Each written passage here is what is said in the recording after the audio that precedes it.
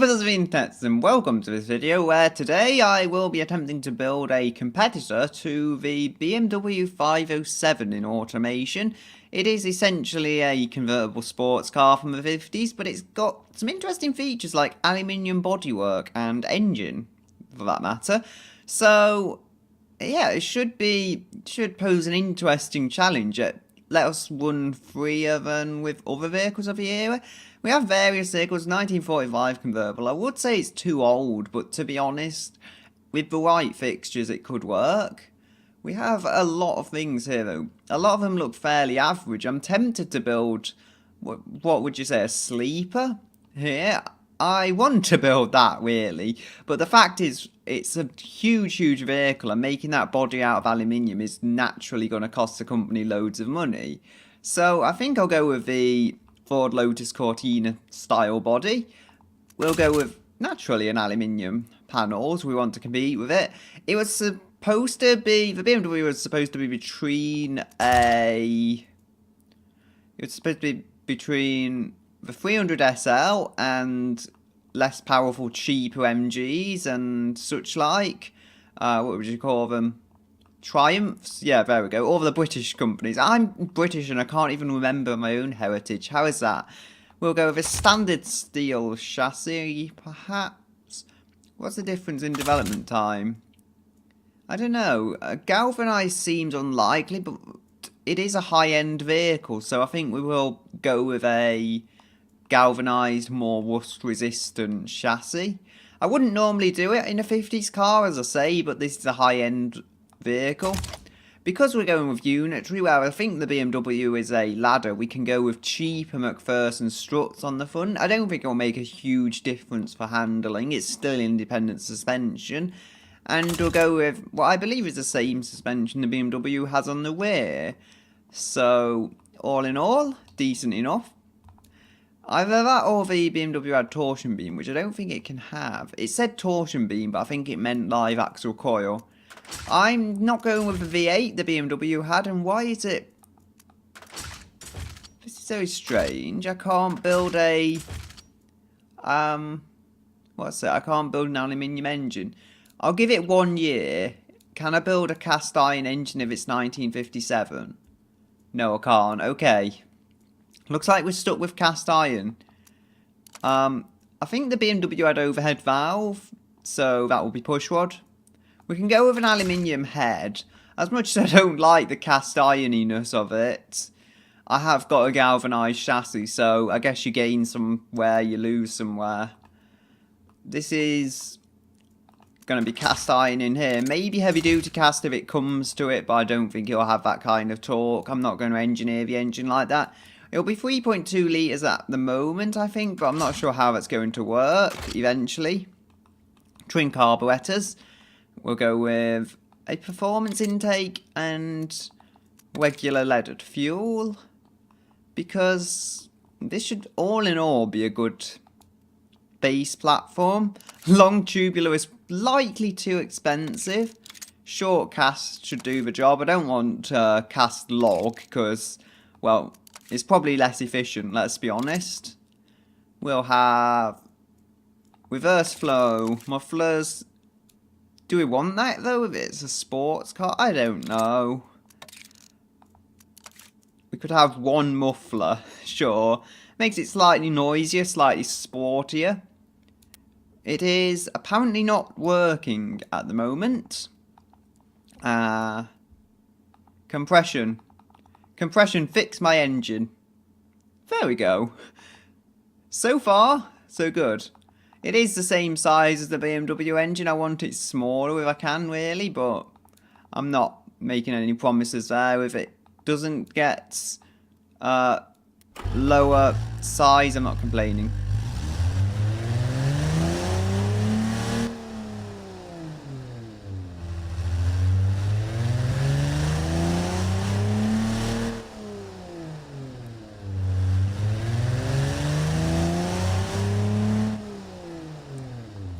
Ooh, that is a really nice sound. Really muscular. Ooh. Yes. This is my BMW 507 competitor. This is competing with classic convertible sports cars, and I've just realised I should probably be making a convertible.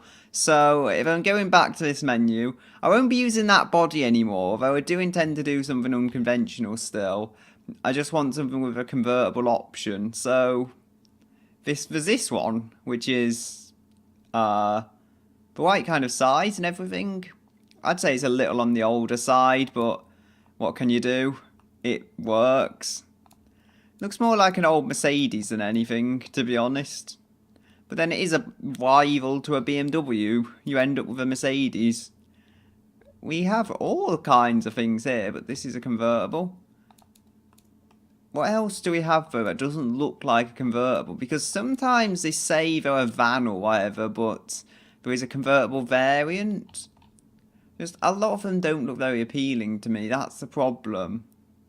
Even if there is a convertible variant, a lot of them don't appeal to the eyes visually. This one kind of does. I can see how it can be turned into some premium mobile sports car, but the others just don't. We hopefully go with longitudinal rear wheel drive. Yay, there's our inline six. I wonder how well balanced this is. Technically a V8 is better for balance, so this is better for speed. I think this is the same transmission that the BMW has got. And those bumpers, I am not liking them at all. Have I gone through the paint menu? We really need to do something about that. Ugh! I chromed the wrong bit. Brown rained it. No, I don't want to delete you. Can we make a new custom paint? Where is the new custom paint? There we go. That works. Kind of pinkish colour. It's something to work with. Chrome wheels and chrome bumpers. Chrome bonnet? No, we're not going with a chrome bonnet. Secondary body, what can we do here? Ah, yeah. So, it's a front and rear, I don't know. That might only work if you have bumpers though, unfortunately. We can't move the front back anymore as such. Doesn't look like that at least. Oh, we can move it forwards but not back, okay. Can we move the tail back? We can move it up. And yes we can. That will help add weight to the rear end. Do we want it up or do we want it down? Swooping down, maybe. Yeah, that'll work. Looks elegant enough for the 1950s. We can, yeah, just let's have some inappropriate headlights. The invention of the pop-up headlight. Oh dear, that's a terrible, terrible idea. I will fix that later.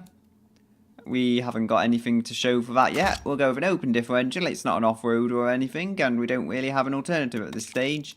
Radials? I didn't know they existed in the 50s, but I think cross-ply are really more mainstream. Hard, long life tyres. Already? 165s? That's not too bad. Could we go with smaller wheels, perhaps? Ooh. What? Me likey. If we could make the tyres just a little smaller as they wrap around them. 175. 165.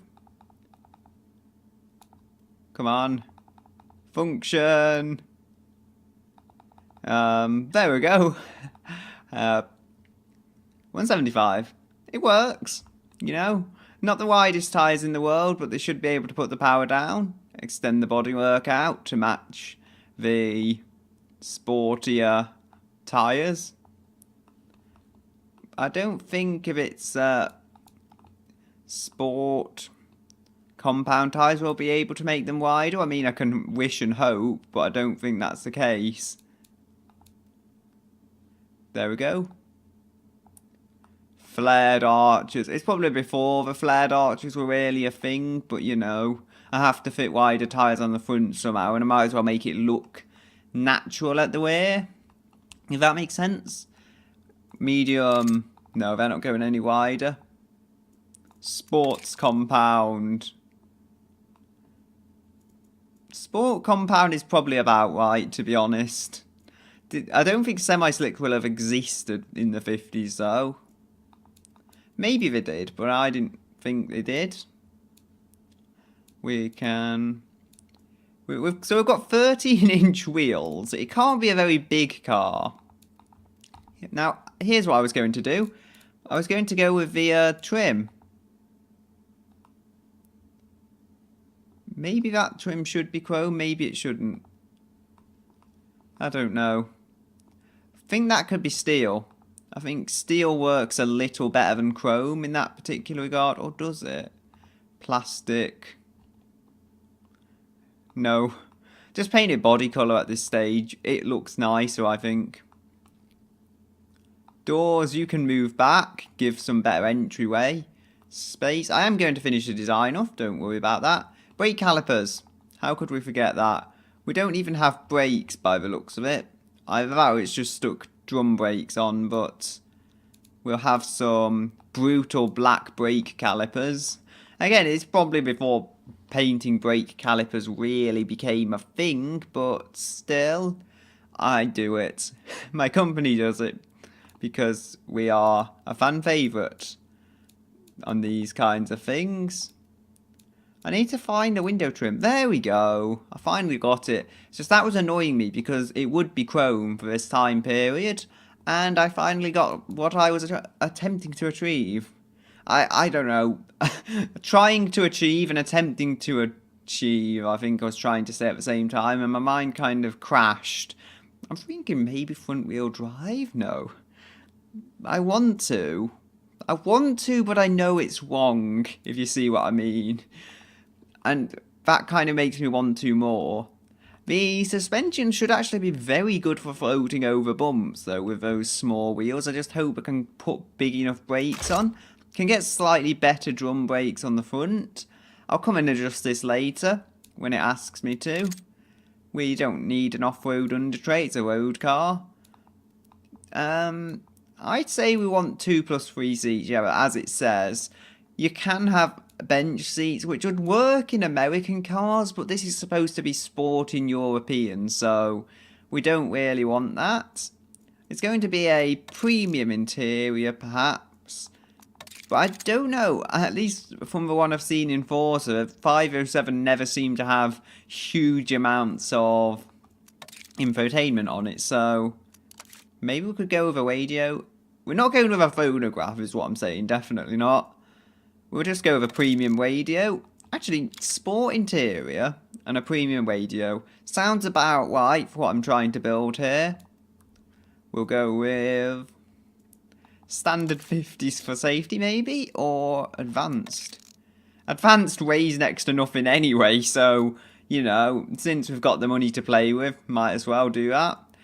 It's just a shame the engine has to only have an aluminium head, because, as I say, it's a more expensive car. Why can't we have the odd extra feature on it?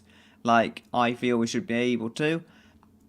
I think we could do is, could just make it entirely a cast iron engine, but make it overhead cam, and that would kind of compensate, because we could make it smaller, but more advanced. 10 miles per gallon, yay. Comfort. How high does it sit? Oh, it looks a bit like a monster truck. Normal. Sport. Sports. And... oh, it's a 3 litre. I thought it was a 3.2. 117 horsepower. As of yet, it will have a lot more, believe me. Tyres that I think are wide enough for a purpose. I don't know though, for certain, but I was driving a Datsun on Forza and that had 165s, and because it weren't putting down that much power, they were enough. So, if you're not putting down crazy amounts of power, you don't need more. Weight is extremely impressive, but it is very front bias. 1095 kilograms, and the BMW was 1300-ish, so that's not bad at all. Maybe we don't even need sport soft tyres on this, I don't know, I'm just being safe really. The BMW did, I think, 11.1. At least Wikipedia says that's what a road test stated. And we can just about beat that with far less power because potentially of our weight. The miles per gallon is what concerns me though. What else was I meaning to improve? Oh yes, the brakes. So for whatever reason, low reliability penalty. Let's see what classes we stand a chance in then if we go back here. Exhaust diameter. No, does that want to be bigger? Does it want to be smaller? To be honest, it looks quite happy with 15. Sorry, 50 millimeters. Size, need to find the RPM. 5800. We don't need you, valve float, not right now. So there we go, there is our basic engine with no valve float. Oh, I like making these things estates, but it should be a convertible if it is to compete with a 507 in any way, shape or form. And this does have more seats than the 507, remember, so we have market advantages while being quicker. That is not a bad thing to say at all for your car. Where was I going? Markets. Markets, where are you hiding? Ooh, Family Sport Premium.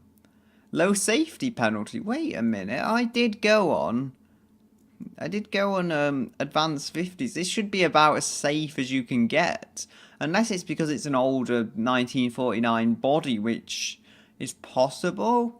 How would this, if it's a 1949 body, how would it even have 50 safety in the first place is the question I think we should be putting forwards. So we should be able to gain a huge amount of performance in the markets on the brakes. And you'll see Family Sport and I think Muscle as well are going up as we put the brakes up. Now, should I compromise my tyre width in order to put bigger brakes on? Would that be worthwhile? Potentially. Many questions must be asked. So that goes down slightly on the market. Or it goes down on Family Sport Premium. We can go with that. They are tiny tyres now, however, gradually increase them. We can go with 155. I think 165 I'll stop at. So 665 and 165. I don't know, they look big on it. It's probably the only term I can use to describe it. But the advantage of being big is that we can go with bigger brakes, which, being a sports car, you'd think would be pretty important actually to what this thing does. 66, come on. Oh dear. This does not want to climb so quickly, but it is climbing. Pad type. Oh dear. I went just a bit too far there, I think. We've got 300mm drums. Something is wrong. The wheels being this big, fine. I can accept that makes it a bit sportier. But the brake shouldn't need to be this crazy large. If we go with bigger pads, perhaps. Oh dear. 66.7. Where were we now? I want to find where we were so I can find where to improve. 66.8 looks like it. So if we go with random smaller sizes, will it climb to 66.8? No, it won't. It just has to have the bigger brakes. Which is fascinating, actually. 66.4. No. Okay. That's about as good as I'm going to get it. So, unless lower brake ratings do improve it, which they don't, it wants 52% pad type. I think the balance as well could potentially improve it, if we get that right. No, 66.7. No. 9, ooh, yes. So, I'm guessing they just want the best brakes possible. And with 50s technology, that is hard. However, we can rebalance the brakes somewhat. So you'll see now we're sending just over 59% to the front instead of 61% to the front. So that slight difference in braking potential has helped it slow down, I think, and helped the markets. As a matter of fact, drum brakes, yay! What does it say about tyres? It says it doesn't like medium compound, even though it's not much it doesn't like them by. Is the affordability worth it though? You have to think when something like this comes along, really. Yeah, you know, I take the hit on the market potential just to make the car more affordable, because medium compound tyres are just better balanced for this kind of vehicle. Then, if it says so, I will do it. How fast is it still? It's 11.2, so it's slower than the BMW, but remember, as I said, we are going to build the power up, so that is fine. Some people have seen it as a GT. It's very good for affordability in the GT class, but not very competitive. I just can't figure how to make this car more competitive, though. There's got to be a way, somehow, to do such. Do they want another front seat? No, Family Sport Premium turns its nose up at it if I do that. Family Sport Premium, no, Convertible Sport, however, which is, I guess, where it should be to compete with a BMW. They like having 2 seats. Convertible Sport, 76.8, 96. Ooh, Convertible Sport like having 2 seats, but I don't want to do that to this car because I know it can seat 4 people in here reasonably comfortably. I mean, the rear passengers might be quite squashed, but hey, it can seat 4, so why wouldn't I use that potential? It's like, I think the Nissan 300ZX from the 90s, sure, technically you won't fit humans there, but if you have potential to fit seats there, just why do nothing about it? Why not put some kind of seats there? Well, no, the RX-7 actually, that's pretty bad for rear seat space. I think I saw that on Car Mechanic Simulator. Like, how are you going to ever fit a human in there? But, petty, criticisms aside, it's time to mess with the interior. The thing is all over the place, though. 72.8, 94.7. If they can't afford it...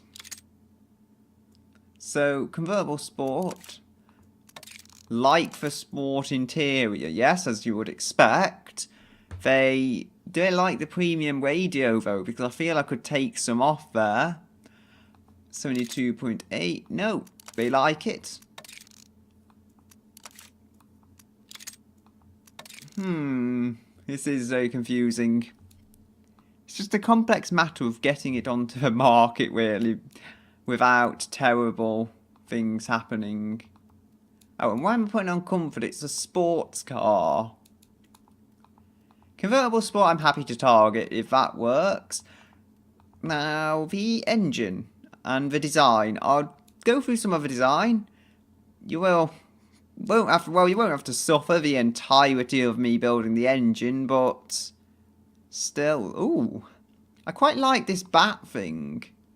It just seems to suit the body to me. I guess because it looks like a Batman villain car, but I just think it works.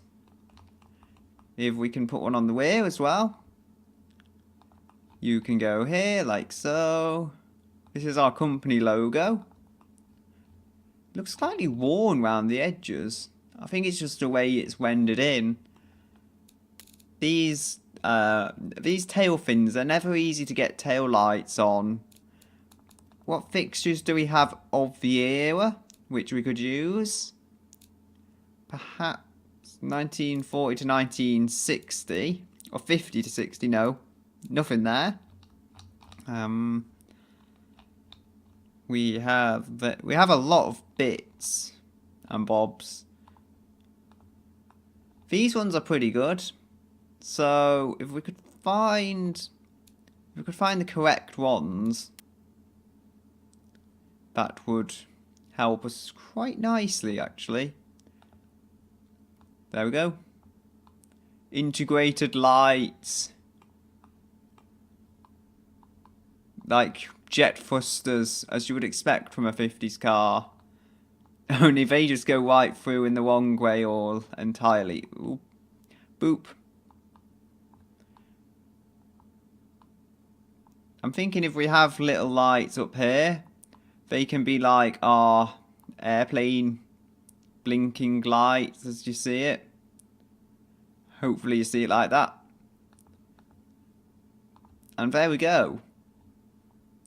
I think that just about works. Do we want chrome surrounding? I think we do actually.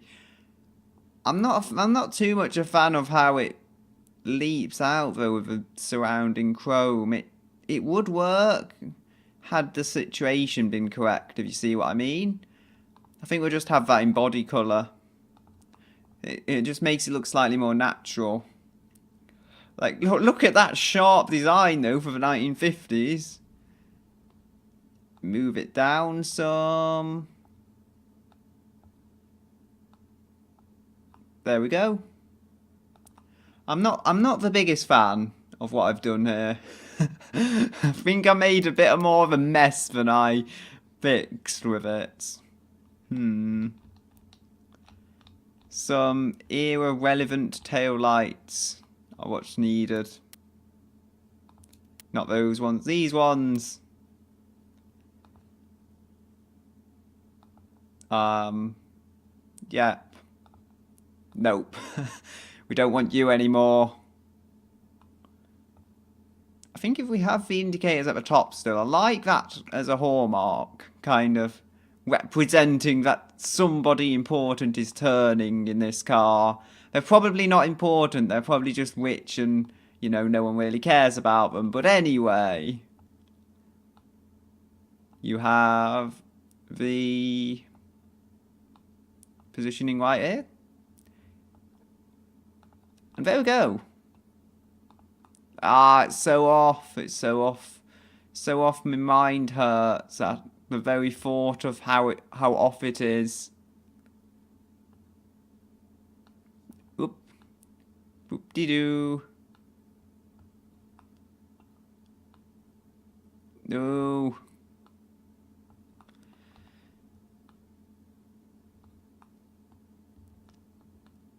You will get turned.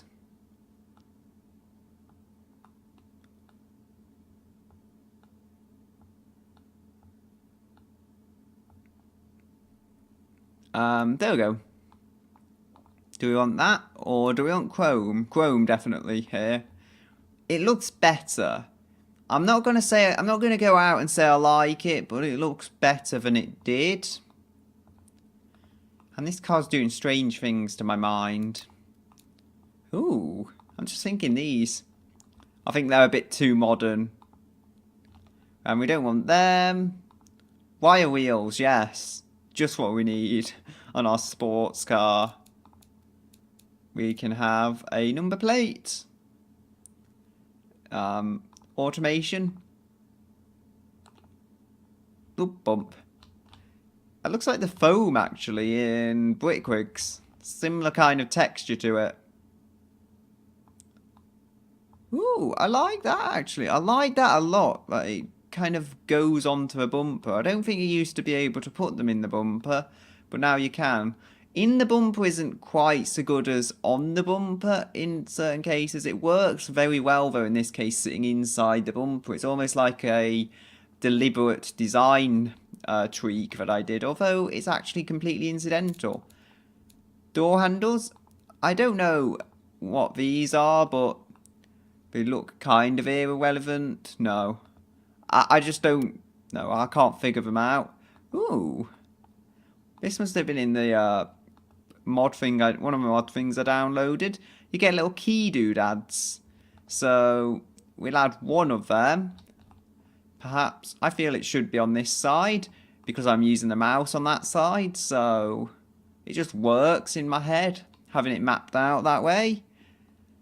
And I don't want to over-design the rear though, it's working reasonably well as it is. So, if I just rotate this. It's working reasonably well as it is, so, you know, it doesn't need huge amounts of details on it. Those taillights look twisted. I think it's what I did with the tail fins actually. If I go and if I move these to be straighter up, I'll be able to work with them a lot easier. I just made my own job harder, essentially. Rotator, rotator it, and that is the tail lights on there now. They don't look quite as flexed as they once did, and that is a good thing. Because I'm forcing my opinion upon you. Oh no. Please, just get back into your place. Ah, what's it doing? It's eating my car. There we go. I might have been rotating it the wrong way, but still. Is that really an excuse to just start eating my car? And you can jump into place. No, why? Why are you doing this?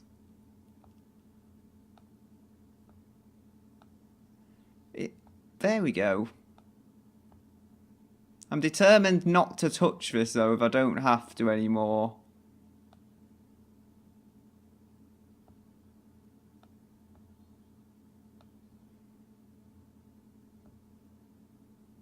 Am I missing something here? Because it seems like I'm missing something really obvious that's making the light mess up. There we go. It's just too fat. It needs to go on the dieting program. There we go. Up.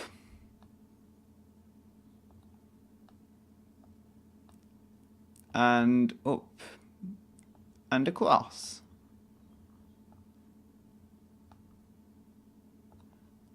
Right, that works. Don't touch your tail lights, they might explode. And what? What has happened to the badge? It exists on the front. There we go. I fixed it. We need our automation plate, which fits on the front quite neatly, actually. We can add, I think we can add some chrome strips. I did find the chrome strips, so I know where they are. Chrome that. And the basis of the design is soon looking finished. Chrome. There we go. Chrome strips.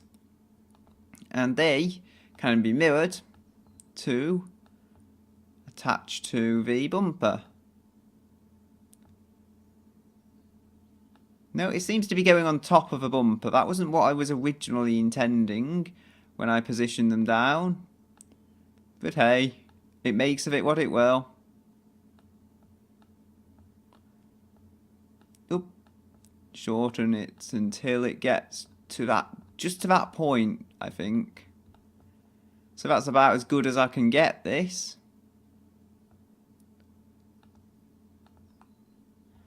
And I don't want that. No. I don't want to shorten it too much at the same time, though. It's so hard. Now, bring this to the front.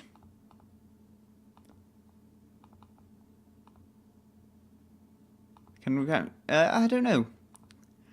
That seems to vaguely work. Yep, it does. If we, I would say bring that down a bit, but I want it to be fairly in line with the bumper. Bring in our vents. And we can add some vents. Maybe these are entirely from an entirely different era, but I can make them work. Just if I get the correct part, I can get them to work. There we go. That works. They're just side vents. Well, to be honest, I don't want any chrome on them at all because, as I say, they are side vents. They are supposed to blend in with the car a little and just draw air to the engine to keep it cool. Or the brakes, for that matter, if brake cooling has been invented. However, they're not supposed to look crazy good or anything because they're not there for that. This is an era-relevant handle, I feel. Chromize everything, so it's not just plastic. Oh. Yeah, that's kind of got a keyhole already. It's not a very detailed one, but it's got one, so I don't need to add another one. We can do the same with these. Since they've already got a basic keyhole, it doesn't need another one. Roll that round a little. There we go. Sit it on the bodywork. And there it goes. We have a openable door on our vehicle. Maybe this is bigger than I thought because that door handle's coming out small, very small. Although I thought this was just a small, smallish vehicle because I saw much bigger ones. But those American boats really are massive, I guess. Miscellaneous fixtures. Now, where's a fuel filler cap? You'd think that would be there, wouldn't you? Unless, no, there's a category for fuel filler caps. Okay. Also, there's a category for mirrors. So we can add a mirror. Mirror. Quite a large mirror. Flip it round. There we go. I think that's all we need to do with the mirrors. Maybe move that forward just a touch. Try and get it into the corner of the door like so. Makes it look neat and function neatly. We can go with a fuel filler cap wherever I can find them. And antenna as well. Hopefully I can find one. There we go. Not the classiest one, but it'll get us some radio. And fuel filler cap. I need you, fuel filler cap. Where have you been? Badge? It's not a badge. I need to remember this. There we go, fuel cap. I feel so proud of myself. I really do.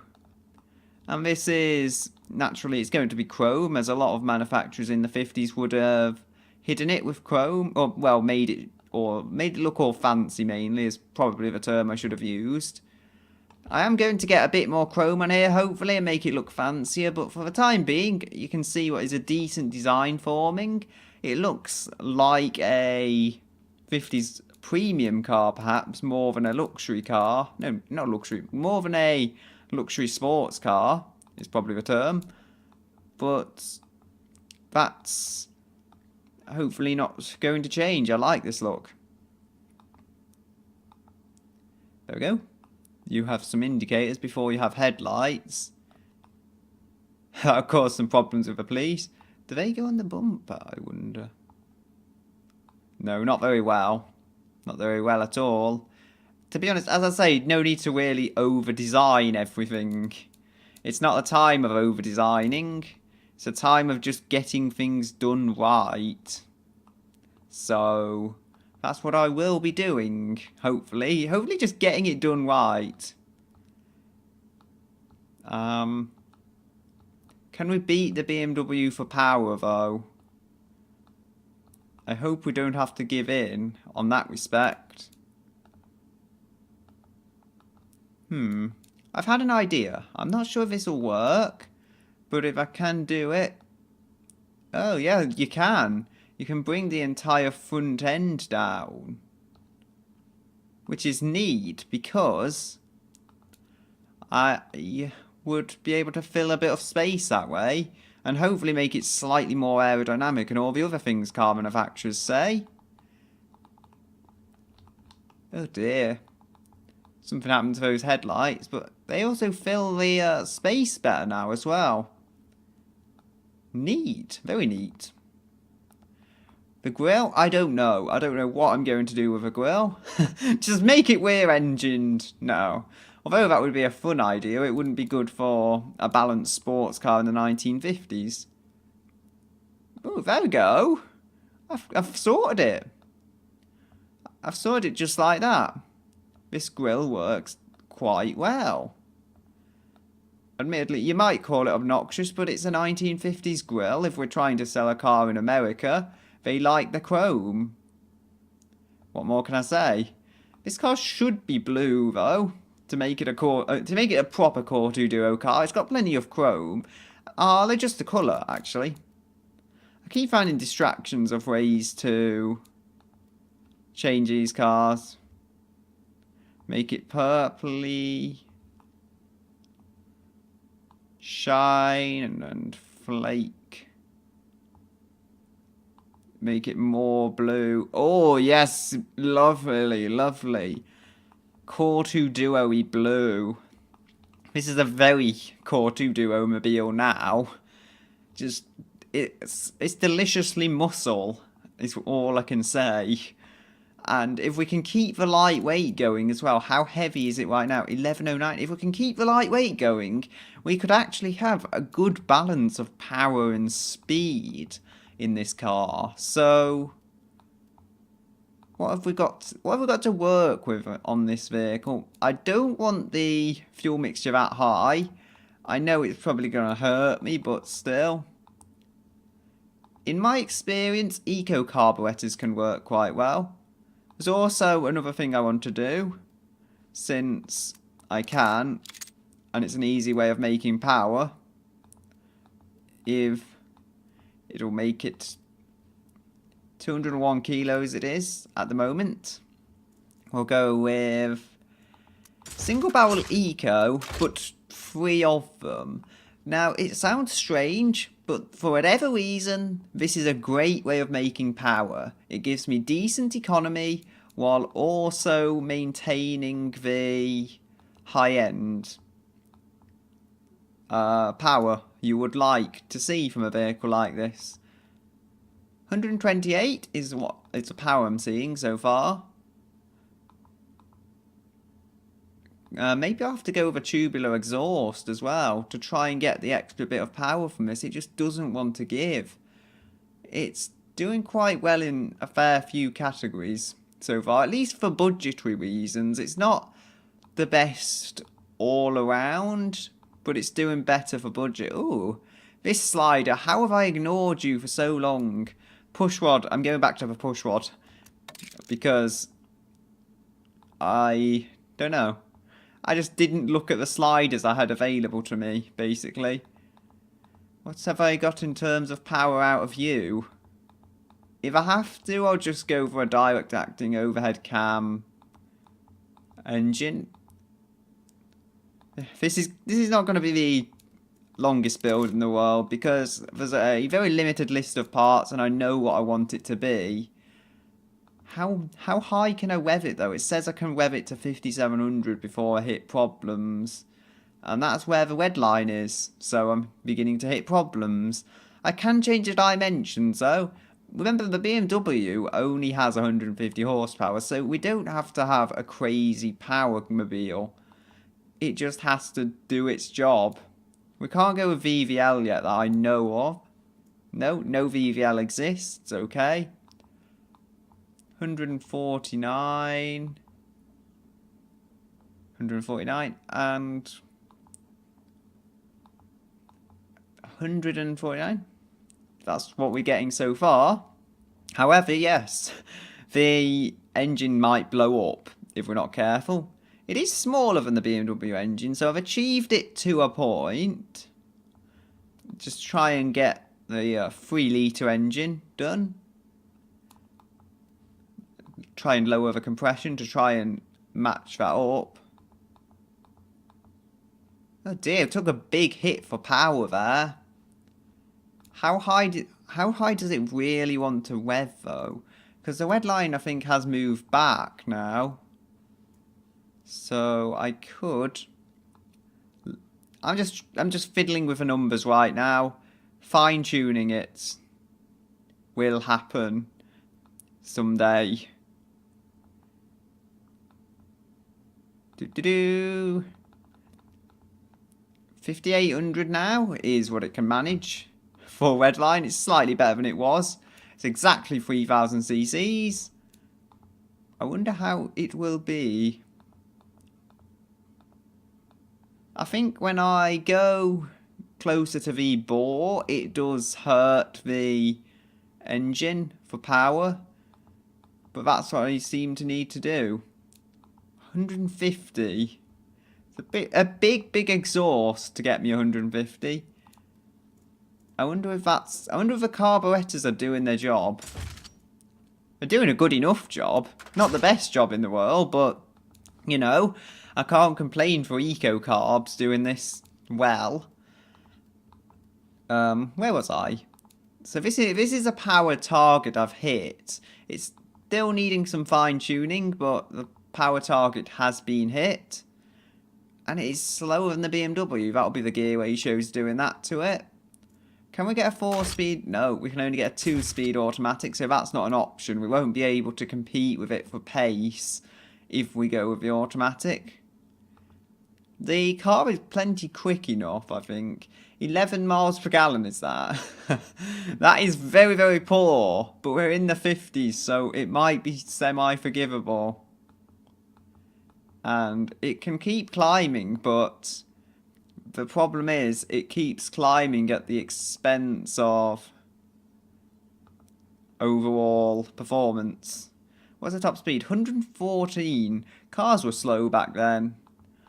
Anyway, we're improving the miles per gallons. Miles per gallons, be happy.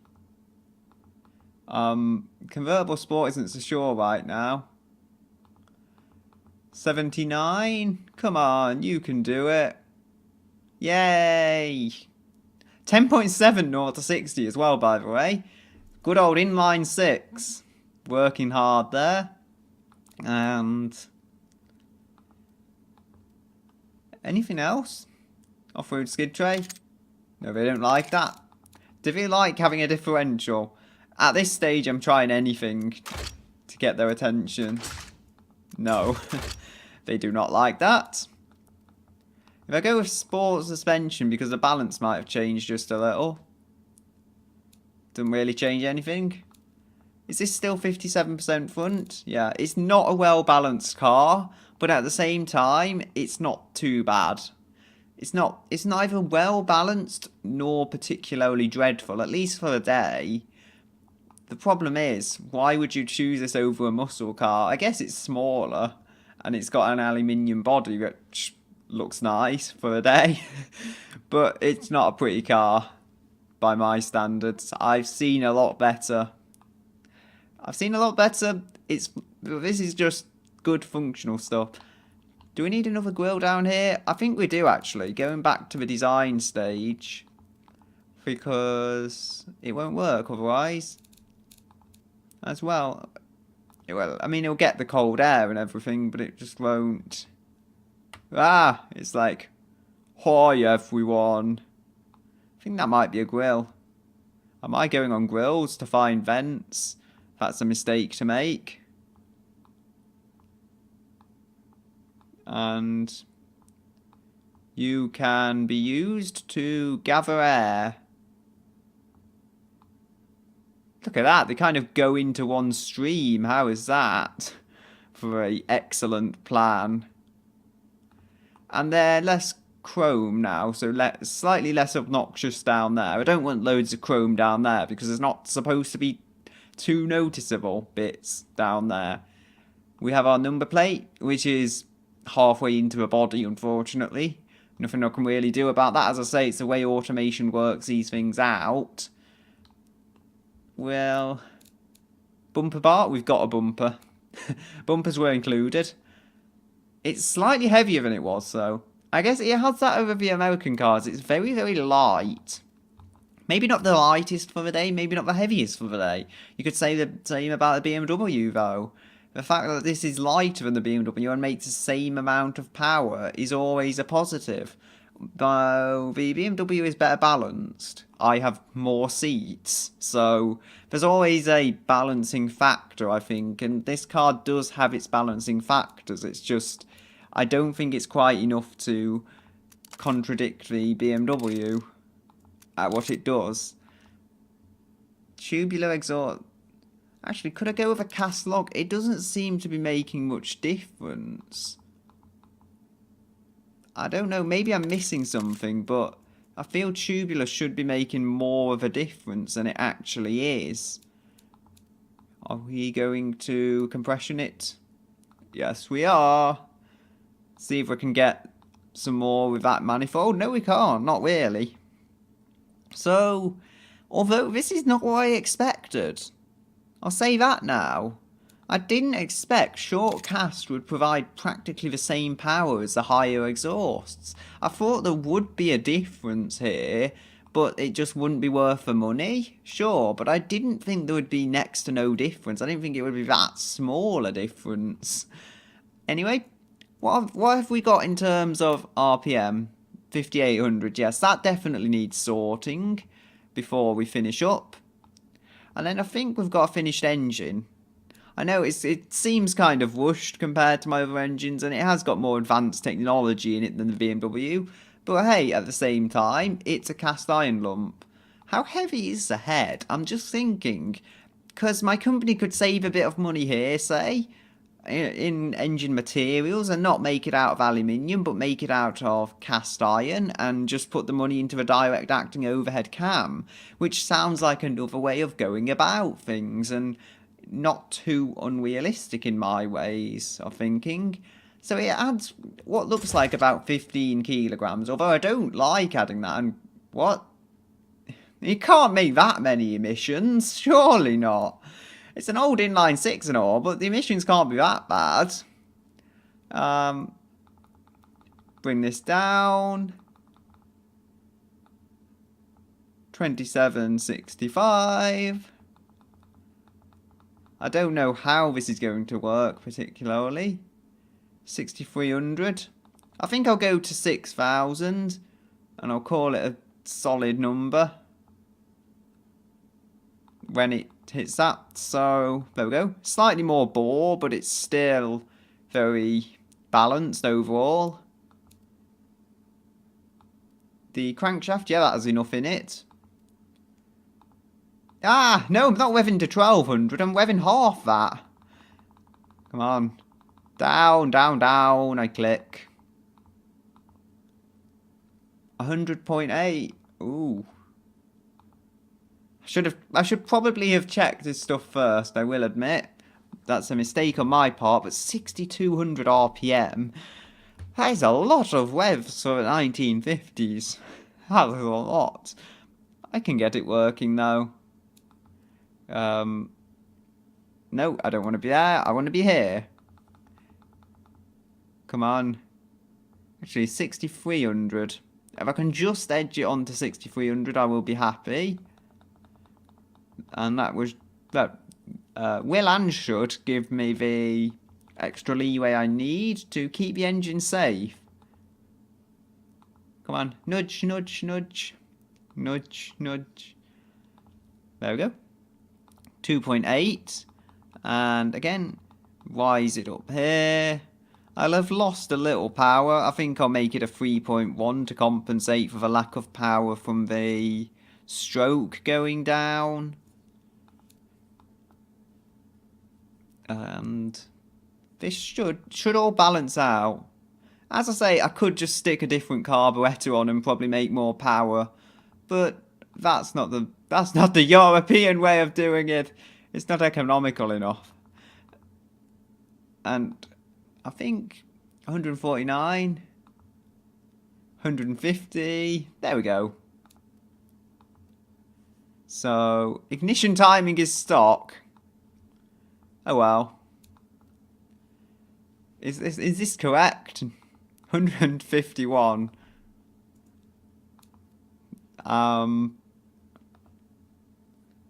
We don't want to raise that, no.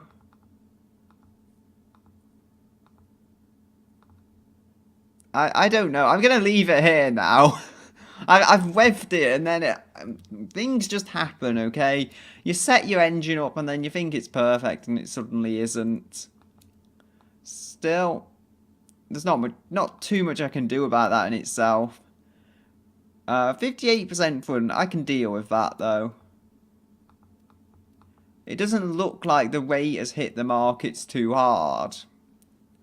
I can be positive about that. Yay, positivity. Sport compound. They like it, yes, convertible sport, because I was originally designing this for a different class. Do they like smaller wheels? No. They don't like smaller wheels. And I don't think I can realistically go any bigger than this. They're tiny and narrow as they are. I could try. Sure, I could try. It's on sport compound at least now, so that's something. Yeah, and they don't like that. You wouldn't think they would like semi-slicks. They want a car to cruise around in 16 inches, and if I can fit 155, ooh. Not as much of a hit as I was expecting to take, I'll admit that much. I don't want to make the tyres bigger. I did that in a desperate hit of necessity, but not anymore. 155s and 150 horsepower, they're not a good combination. And this probably has decent torque as well, actually being a large engine. 76.8, so what was it before? 165. 77.4. I wonder. 77.4. 77.5.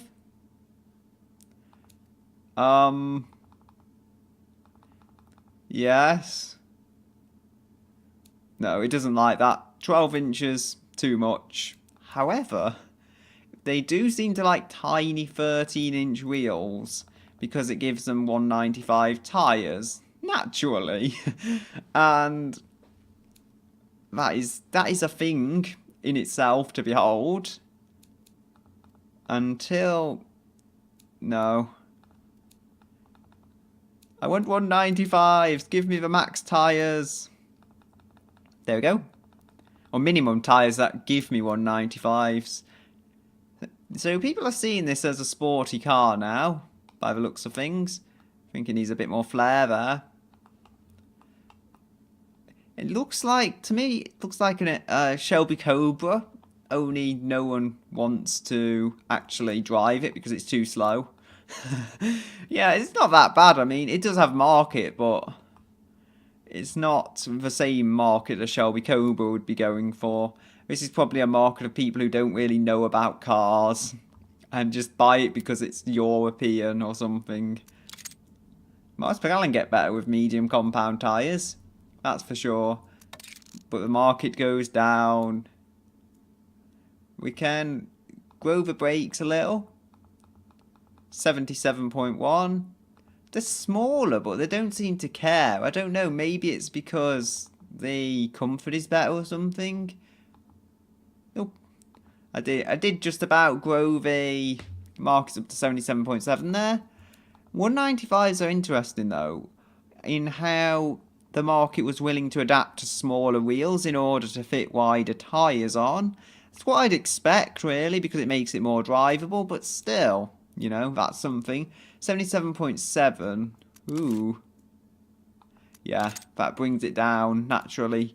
They were far too ahead of the time, and in that respect, to put no, I mean, what's it? Tyres are ahead of the 50s. They're not tyres for the 50s.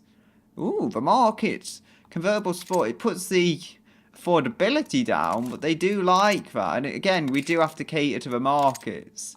So if convertible sport is asking for a luxury AM radio, then so we will have to provide an AM radio to them. No, they don't like. They like sport, as I would expect, to be honest. Have they changed their mind on the seats yet? 78.80. Well, when it comes to making it more affordable, no, they want 2 seats. Okay, I have to comply with that. I mean, again, I said it before, I think just a moment ago. I have to do what they want me to do. I am not my own person. They control me with their market statistics. This is a unitary chassis as well. I'll mention that again. However, would the markets like it if it wasn't a unitary, I wonder? That is an interesting question. So 83.9, 95.5, and try similar technologies. They don't seem to. Sport? No, they really don't. Unitary. Come back to me, unitary. I need your cheap front suspension. We could go with sport suspension. 10.8 miles per gallon. Just imagine it. It's not that good at miles per galloning. Can we have an overdrive gear? I don't like the idea on what's supposed to be a competitor of a BMW sports car, but will an overdrive gear work? Technically, I can get speed out of it. I can get speed out of it. I can get 10.7 seconds 0 to 60 out of it. I'll see what the markets say. Yeah, the markets have spoken. The markets want tighter gear ratios. There we go. 10.1. That is quick for the time. It's quick 0 to 60 time. So 84.1. That is a very good market score as well, I'm getting here.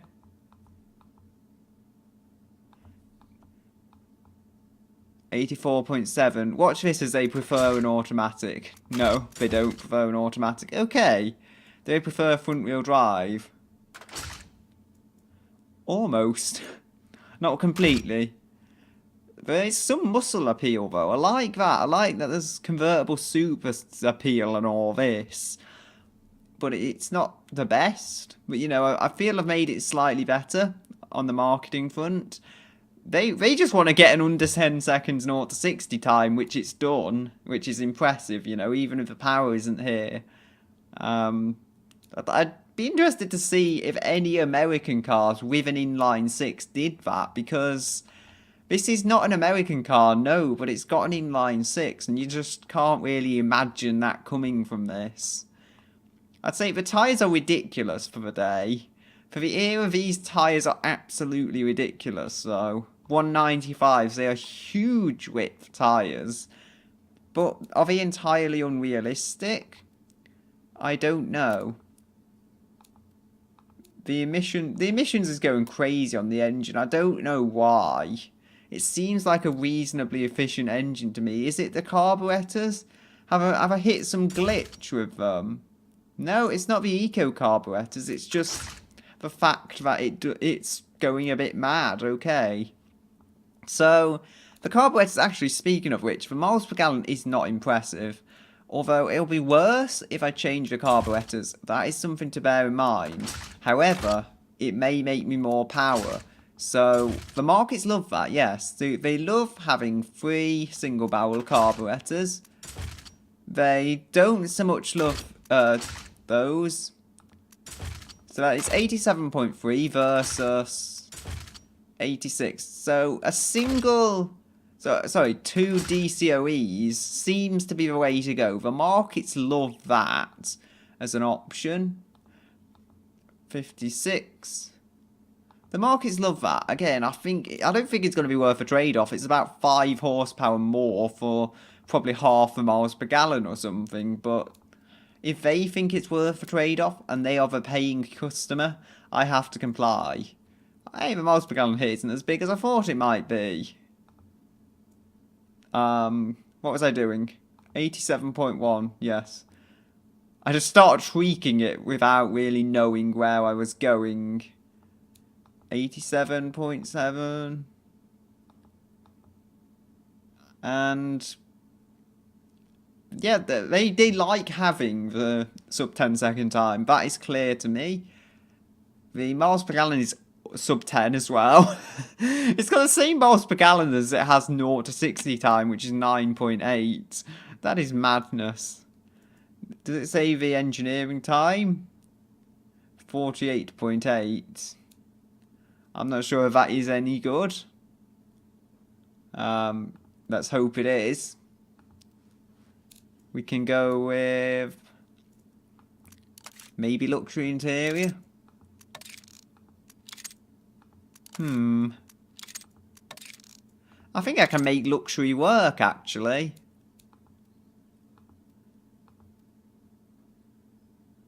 No, they don't like that, okay. They just want to be alone. Can I blame them? Oh, I did not want to put a phonograph in this thing.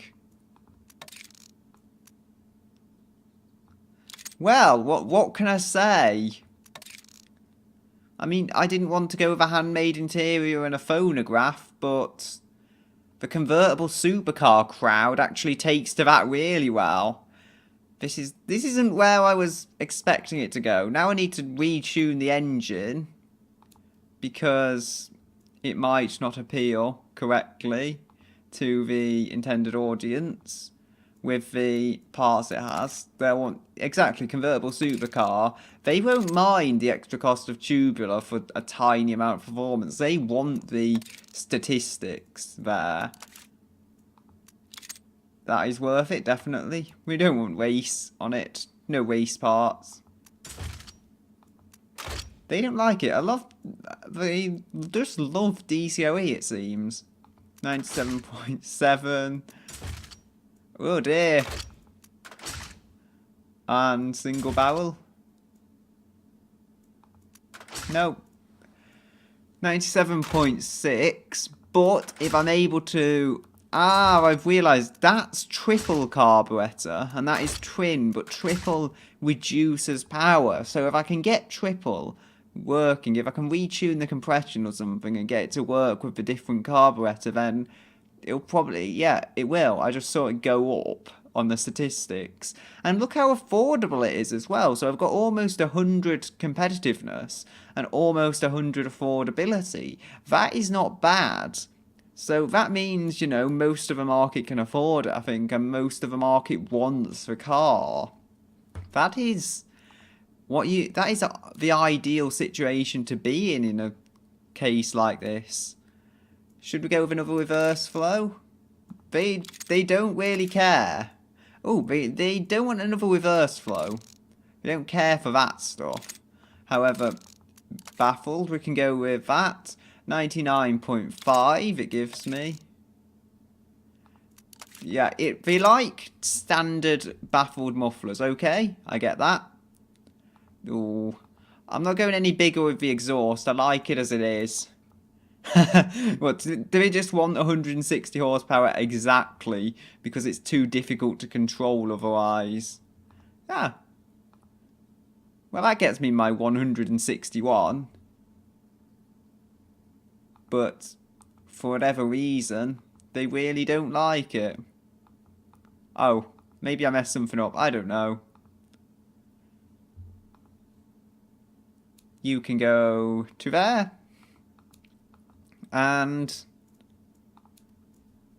ignition timing.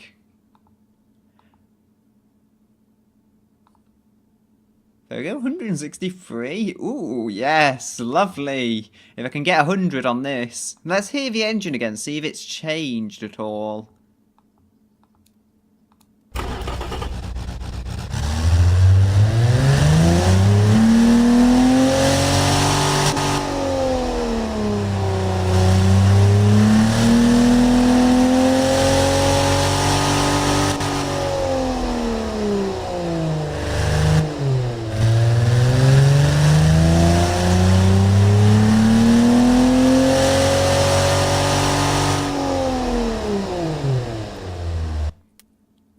I've also just realised I've got an aluminium head on here. No, I've not got an aluminium head. Sorry. Yeah, supercar market love it. And look how it's not affecting affordability at all because it's just such a high-end category. So that's something. I think I could even go with double wishbone and I could have it advantageous to the car. Because the market would love it. Now, I believe a lot of the old ladder frame muscle cars did have double wishbone front suspension, so that's not entirely unrealistic for the time. Do we want it on the rear? Probably not. I think I'll stick to solid axle coil, although the markets will probably hate me for it. It's a different suspension, remember, so it won't be tuned. Oh, really? Have they just got that used to the McPherson strut or something that they love it that much? Yeah, wow, that is remarkable. Maybe the development time was just too high or something. Or maybe I just pushed the cost over the edge and they lost interest. I'm not sure. Either way, I've somehow ended up on progressive suspension, but, you know, that's what they want. They're just too good for everyone else with this market. Affordability, there's not much I can do. I could make the body out of steel, but that would probably make it less desirable. Just look on here. No, to be honest, they don't notice. They're so rich. They're so rich. Oh. I changed that, it's okay. Does that make a difference? Yeah, it makes a negative difference because they feel it's not classy enough for them. I think if I put quality up, since it is basically a supercar, I could probably go +3 on quality on everything. Give us a better engine, it'll give us, no, not 15. Give us +3 quality on everything, it'll give us a better engine, it'll give us a higher quality car. And hopefully it should appease the markets a little. 1, 2, 3. 2, 3. 1, 2, 3. Moving on. Save that. 1, 2, 3. 1, 2, 3. This is getting quite tedious, I will admit. 1, 2, 3. 1, 2, 3. Wow. It's lost some affordability in the process, but they love it in this market. They hyper as well. It's moved up a bit as well, though, because remember, what people can't afford it as a supercar, they'll buy it as a hypercar. This is looking very good as a business model to sell it. Bottom end is a cast iron inline 6. Top end is an aluminium. Bit of an inline 6. It has a 4-speed manual gearbox. and it is naturally aspirated with a triple DCOE head. 56% front as well. I'm pretty sure it wasn't that well balanced before, so maybe the rest of the body has got heavier. Either way, these people don't care about miles per gallon, but it's got better anyway because the engine's got so much better. So who can complain? We have different options. Hypercar 13.1. They don't really care, which seems interesting. I have had an idea. So, since I've seen it as a supercar, it's probably not a car they're going to drive every day, is it? And actually, maybe I should try the seats again now. We're competing in a different class, remember? So, no. Convertible supercar does not like that. Because the difference is literally whether it's got the rear seats or not. They still won't see it as a regular looking American saloon or whatever. They'll assume it looks like a Pagani Zonda because it's got 2 seats. That's how it works. And a 3-speed, no, they'll hate that. They hate anything that doesn't cost them money. Semi-slicks we can go with. We can go with 127.5, 14.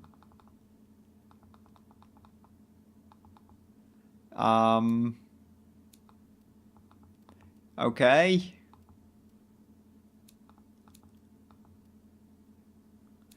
I think they liked the wider tyres.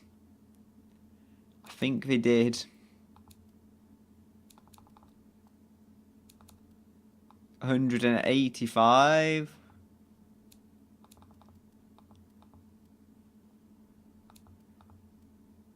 119.4. 124.1.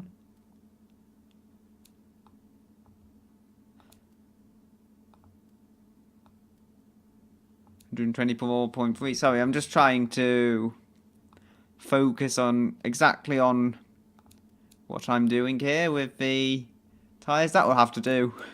That will work. I don't know. Radials? No. It costs too much money. Engine again.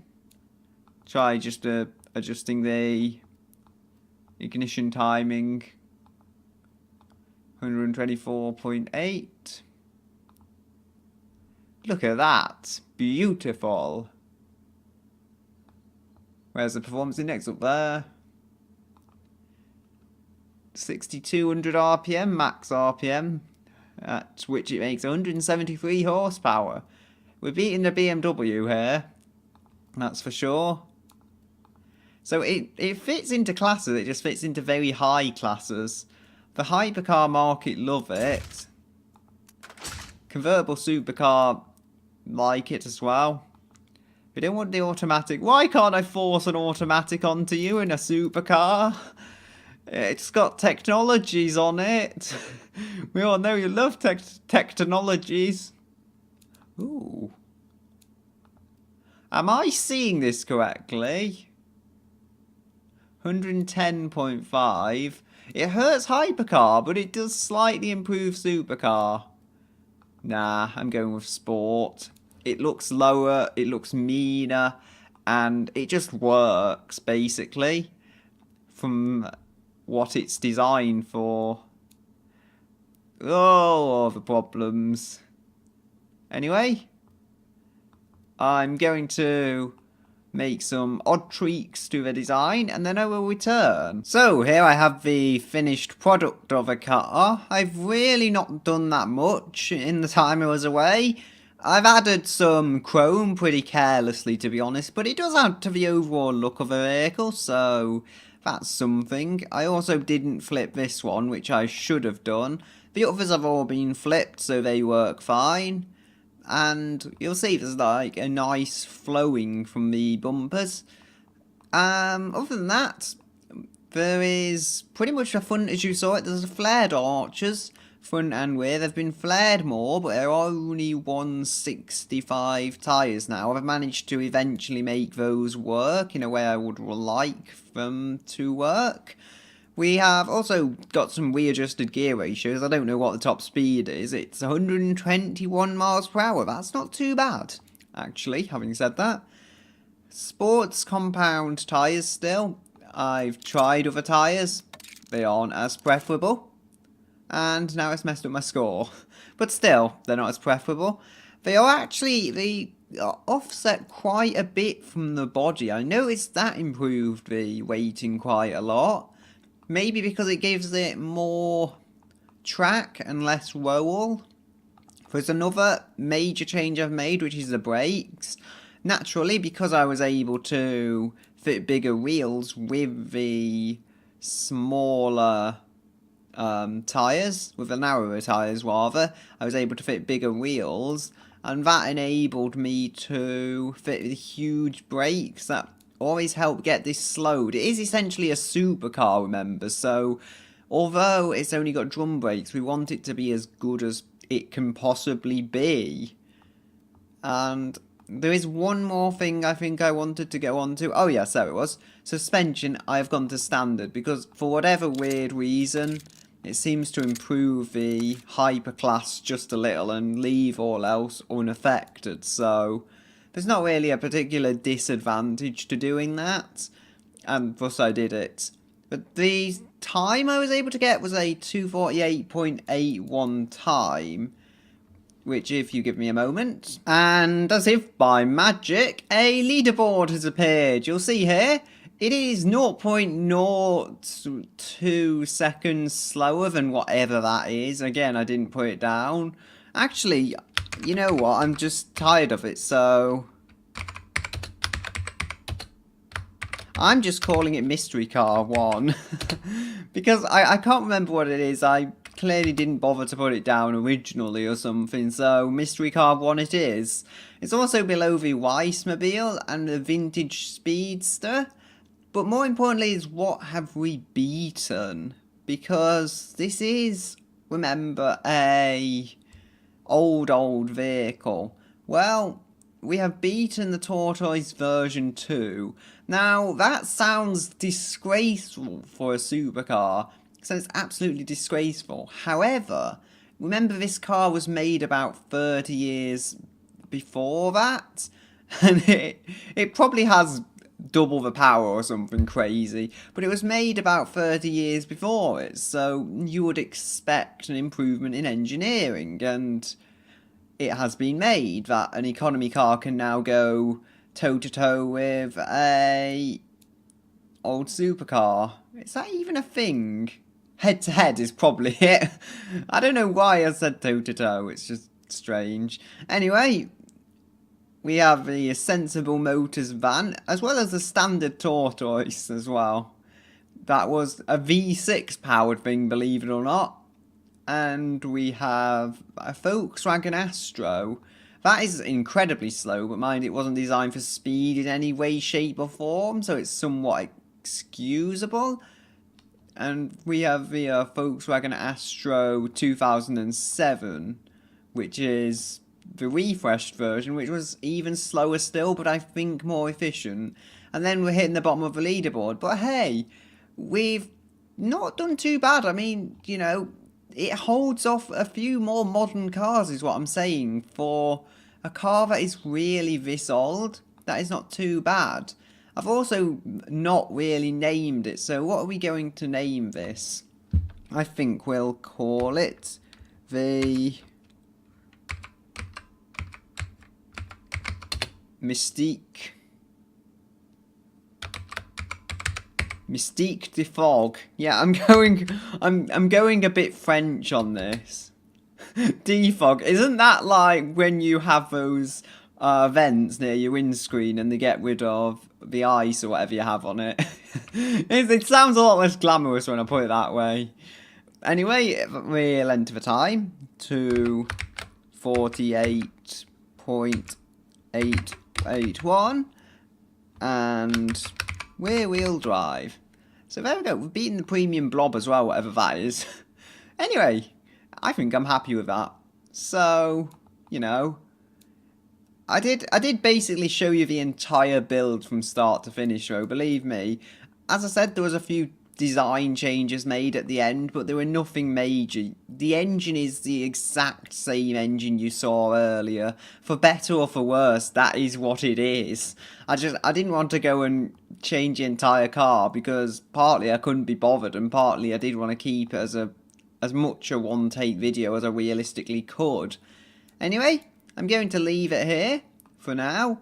We also need to name our new paint, so we can name it Core, no, two in quotation marks. But yeah, it's a single core. There was actually Core 2 Bluo. There we go, that is what I'm calling it. There's actually a Core Solo. Hey! My Core 2 Bluo has reset! No! Anyway, it was fun while it lasted. But I'm going to quickly take a look at the engine. And then I'll leave it here for today. And I'll say goodbye until another day.